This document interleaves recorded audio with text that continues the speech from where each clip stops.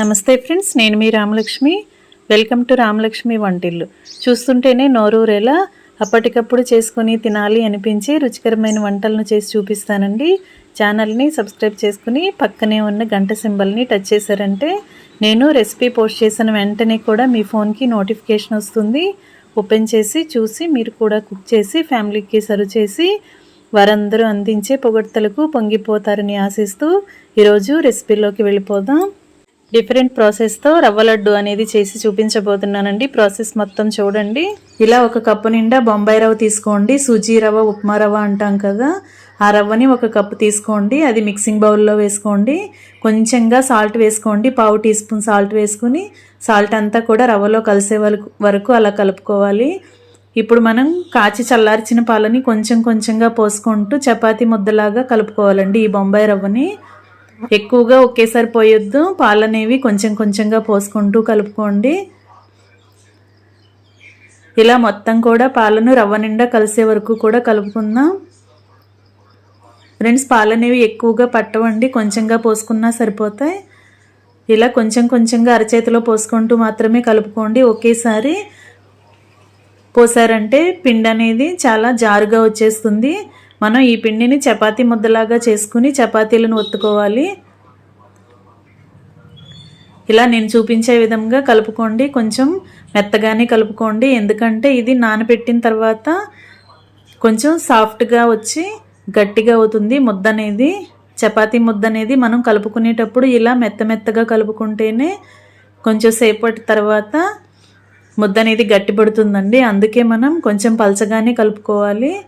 ఇలా మొత్తం కూడా కలుపుకున్నాం కదా, దీనిని ఒక 10 నిమిషాల పాటు మూత పెట్టుకుని నానబెట్టుకుందాం. ఒక 10-15 నిమిషాల పాటు నానబెట్టుకోండి, అప్పుడు సాఫ్ట్గా వస్తుంది. ఇలా మూత పెట్టుకుని నానబెట్టుకున్న తర్వాత గిన్నెని పక్కన పెట్టేసుకుందాం. ఒక పావు గంట తర్వాత మూత తీసి చూసుకున్నట్లయితే చపాతీ ముద్ద అనేది కొంచెం గట్టిగా వస్తుందండి. మనం కలిపేటప్పుడు కొంచెం మెత్తగా అనిపించింది కదా, కానీ ఇప్పుడు మనం చూసుకున్నట్లయితే రవ్వ అనేది కొంచెం సాఫ్ట్గా వచ్చి ముద్ద అనేది కొంచెం గట్టిపడుతుంది. మరలా ఇంకొకసారి మనం అంతా కూడా మొత్తం పిండి అంతా కూడా బాగా కలుపుకుందాం. ఇలా కలుపుకున్న తర్వాత చపాతీ చేసుకోవాలండి. వీటిని ఇలా బాల్స్ లాగా తీసుకుని చపాతీలాగా ఒత్తుకుందాం. ఫ్రెండ్స్, ఈ రెసిపీ అనేది చాలా టేస్టీగా ఉంటుందండి. చిన్నపిల్లల నుంచి పెద్దవారి వరకు కూడా స్వీట్స్ ఎక్కువగా ఇష్టపడేవారు. చాలా సింపుల్గా అప్పటికప్పుడే మనం ఈ స్వీట్ చేసుకుని తినొచ్చు. ఇలా మనం ప్లేట్కి నెయ్యిని అప్లై చేసుకుని ఈ చపాతీలాగా ఒత్తుకోవాలండి. వీటిని కుకింగ్ ఆయిల్ మాత్రం అస్సలు యూజ్ చేయొద్దు. ఇలా ఎప్పటికప్పుడు నెయ్యిని అప్లై చేసుకుంటూనే మనం చపాతీని కర్రతో ఇలా చేసుకుంటూ ఉండాలి. వీలైనంత సాఫ్ట్గా పెద్దగా మనం చపాతీని ఒత్తుకుందాం. ఇలా పల్చగా చేసుకున్నట్లయితే మనం దోశ పెనం మీద ఫ్రై చేసుకున్నప్పుడు ఈజీగా ఫ్రై అయిపోతుంది. ఫ్రెండ్స్, నా ఛానల్ని కనుక మీరు ఫస్ట్ టైం వాచ్ చేస్తున్న వారైతే రన్ అవుతున్న వీడియో కింద రెడ్ కలర్ ఆప్షన్ టచ్ చేయండి. ALL ఆల్ అని బెల్ ఐకాన్ వస్తుంది, దానిని కూడా టచ్ చేసి నా ఛానల్ని సబ్స్క్రైబ్ చేసుకోండి. అప్పుడే నేను పెట్టబోయే రెసిపీస్ అన్నీ కూడా మీ ఫోన్కి నోటిఫికేషన్కి వస్తాయి. ఏ రోజు రెసిపీ ఆ రోజు ఓపెన్ చేసి చూడొచ్చు. అలాగే మీరు కూడా మీ ఫ్యామిలీకి కుక్ చేసి సర్వ్ చేయొచ్చండి. చాలా సింపుల్గా, ఈజీగా, తక్కువ ఇంగ్రీడియంట్స్తో, తక్కువ టైంలో, తక్కువ ఖర్చుతో నేను రెసిపీస్ అనేవి పోస్ట్ చేస్తాను. ఆ ప్రాసెస్ అంతా కూడా మీరు వీడియోని స్కిప్ చేయకుండా చూసి మీకు రెసిపీస్ అనేవి నచ్చితే కుక్ చేయండి.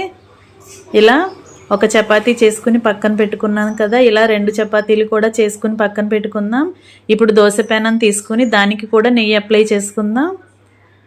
ఇలా నెయ్యి అప్లై చేసుకున్న తర్వాత మనం చేసి పెట్టుకున్న బొంబాయి రవ్వ చపాతీని ఇలా వేసుకుందాం. ఈ పెనంని స్టవ్ మీద పెట్టుకుని చపాతీని కాల్చుకుందామండి. ఎక్కువగా మనం ఫ్లేమ్ని హైలో పెట్టకూడదు.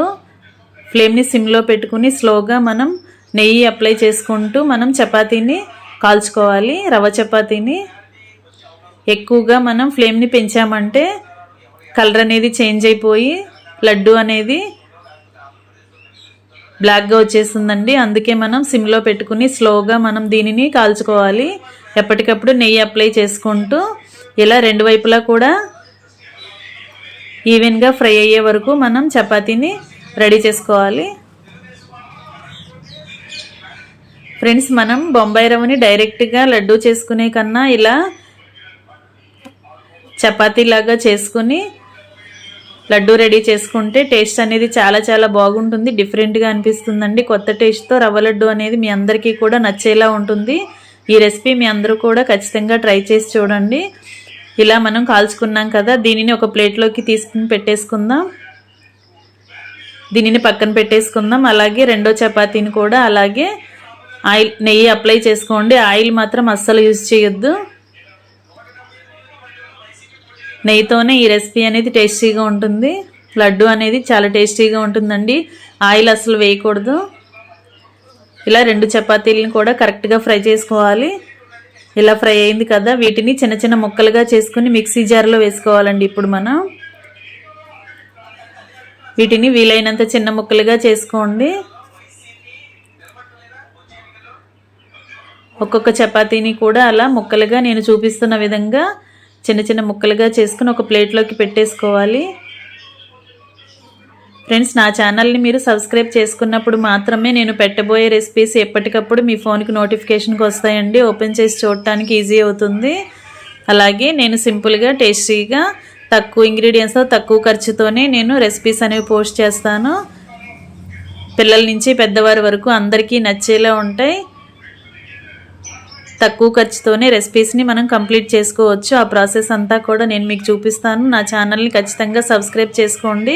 అప్పుడే నేను పెట్టబోయే రెసిపీస్ అన్నీ కూడా మీ ఫోన్కి నోటిఫికేషన్కి వస్తాయి.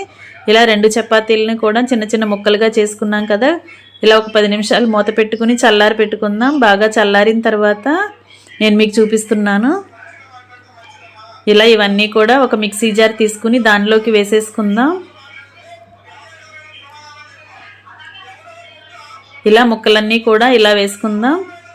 వీటిని వీలైనంత మెత్తగా పౌడర్లా చేసుకోవాలి. ఇలా మూత పెట్టుకుని గ్రైండ్ చేసుకుందాం. చాలా మెత్తని పౌడర్ లాగా చేసుకుంటే మనం లడ్డు తినేటప్పుడు నోటికి సాఫ్ట్గా తగులుతుంది. టేస్ట్ అనేది చాలా చాలా బాగుంటుంది.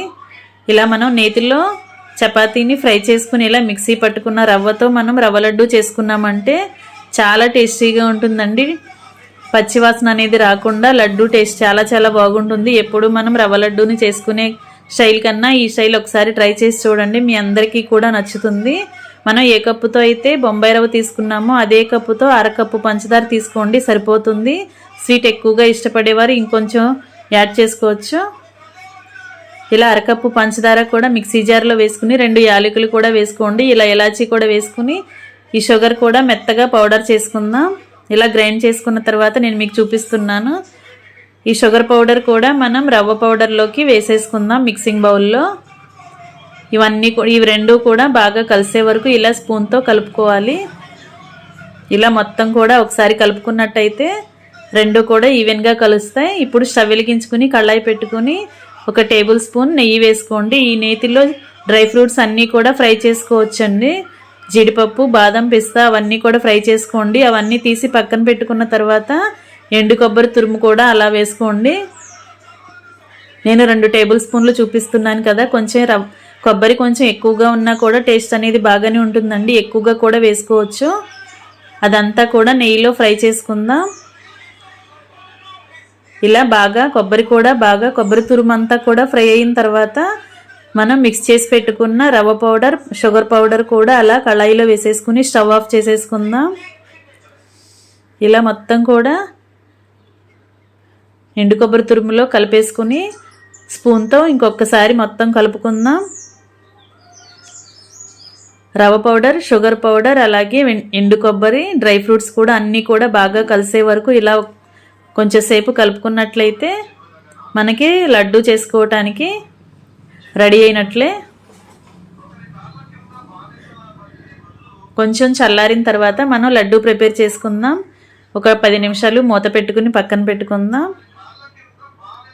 ఫ్రెండ్స్, ఇలా మనకి చేతికి మెత్తగా అనిపిస్తే కరెక్ట్గా నెయ్యి అనేది సరిపోయినట్లేనండి. లేదంటే కొంచెం పొడి పొడిలాడుతుంది అని మీకు అనిపిస్తే ఇంకొంచెం కరిగించిన నెయ్యిని యాడ్ చేసుకోండి.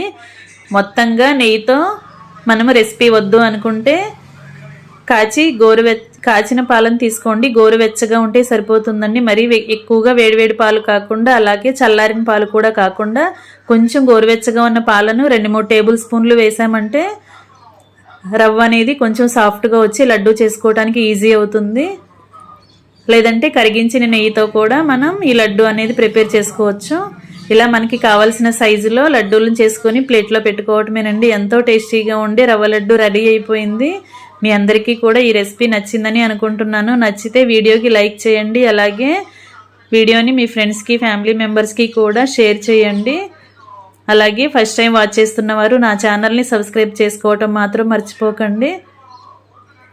ఇలా అన్నీ కూడా రెడీ అయిన తర్వాత సర్వింగ్ ప్లేట్లోకి తీసుకుని ఫ్యామిలీకి సర్వ్ చేసుకోవటమే. ఫ్రెండ్స్, ఈ రెసిపీ అనేది మీ అందరికీ నచ్చినట్లయితే లైక్ చేయటం మాత్రం మర్చిపోకండి. అలాగే ఛానల్ని సబ్స్క్రైబ్ చేసుకోవటం కూడా మర్చిపోకండి. ఇలా చివరిగా డ్రై ఫ్రూట్స్తో గార్నిష్ చేసుకుంటే ఎంతో టేస్టీగా ఉండి సూజీ రవ్వ లడ్డు రెడీ అయిపోయినట్లే. మీ అందరూ కూడా ఒకసారి ఇలా ట్రై చేసి చూడండి. డైరెక్ట్గా బొంబాయి రవ్వతో మనం లడ్డు చేసినట్లయితే కొంచెం పచ్చి పచ్చిగా స్మెల్ వస్తూ ఉంటుందండి. టేస్ట్ అనేది అంత బాగోదు. అందుకే ఇలా ఒకసారి మీరు ట్రై చేసి చూడండి. మీ అందరికీ కూడా ఈ రెసిపీ అనేది ఖచ్చితంగా నచ్చుతుంది. అలాగే వీడియోకి లైక్ చేయటం కూడా మర్చిపోకండి.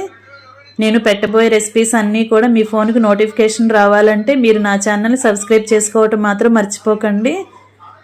అప్పుడే నేను పెట్టబోయే రెసిపీస్ అన్నీ కూడా మీ ఫోన్కి నోటిఫికేషన్కి వస్తాయి. ఓపెన్ చేసి చూడవచ్చు, మీరు ఫాలో అవ్వచ్చు. Thanks for watching. నేను మీ రామలక్ష్మి.